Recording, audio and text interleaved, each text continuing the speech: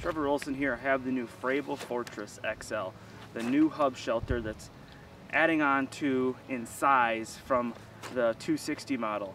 So this year's model, the Fortress XL, is fully insulated, top, bottom, and bigger yet. Let's set it up and we'll talk about some details. This one too has the carrying case and shoulder strap, but I will mention that this model, because it is bigger, better yet, and it is fully insulated, it's a lot heavier and a lot harder to carry than our 260 model. So let's set this up, get it out of the bag, and show you what it's all about. Got the opening in top.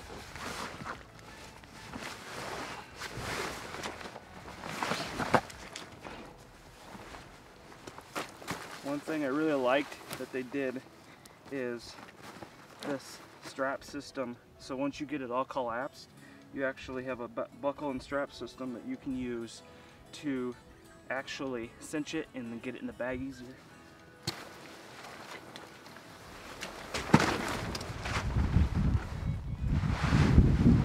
I love these new pull straps.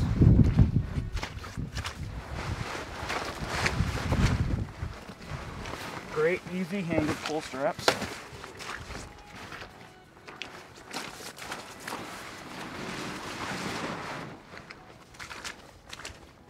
Alright, so as you can see, all of it is assembled, and it's actually still quite easy in the wind. This year, the new model has this great feature here with nice tabs for unzipping that zipper.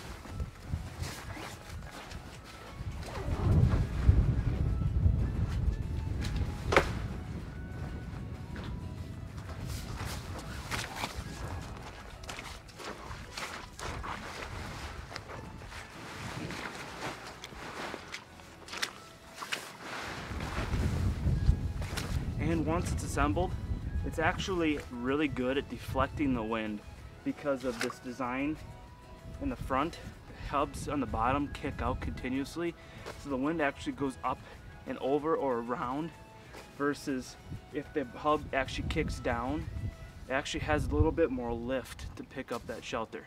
Come on in, let's check it out. Alright, so this model is much bigger than the 260. I'm standing at the far end and we have a huge platform, but what's different about this year's model is instead of the two straps on opposite ends of the shelter like the 260 has, which would then have open space on the ice, this shelter actually has all four shelter corners. Those kickouts, so to speak, are now covered, so it's great for putting your tent canvas cover on it. You can put any miscellaneous stuff, your flasher, heater. We carry a lot of things with us, so there's a lot of open space on each of these corners, which can get things off of the ice and keep them dry. Another great feature that we have in all of our shelters are the gas venting feature. So we have max vent in two of the corners, which will allow if you're running a heater or if you get that additional condensation because of the heater or the temperature change, you're actually able to vent some of those gases, keep some airflow in here without opening the windows. As I said before, the top and bottom are quilted fabric and it's very durable. Fiberglass rods, aluminum hubs, and all four kickouts, like I said, have that feature that keeps things off of the ice. So all four of your corners will allow you to keep extra clothes, gloves, or other things. But there's something cool that they also added into this. So they also added into two of the corners this feature here, which is just a nice mesh that'll allow you to throw gloves, sweatshirts, get them off the ice, maybe have a heater here in this corner, and this will help dry some of those things out or keep them dry throughout your trip. As I said before, all these windows are removable plastic, and they also allow you to cover them up if you show desire to keep it really dark in here. Because it's a black house inside and out, this is actually can be used for a sight fishing house. but because we enjoy the sun this time of year, we are going to leave that open.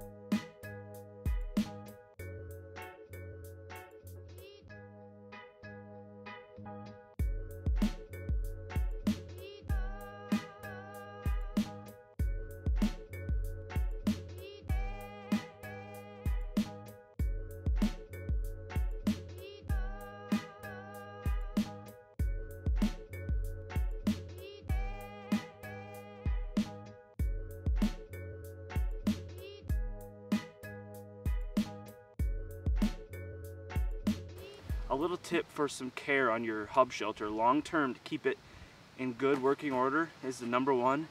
We just put it away a little wet. As you can see, it's very wet out here. So you don't want your ice shelter to be wet. So if you can, put it away dry.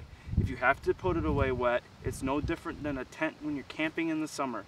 Open it back up in a dry environment, let it air out, maybe warm, and then once it's dry again, you can put it all back away, and that'll ensure that your tent works for you for the remainder of its life.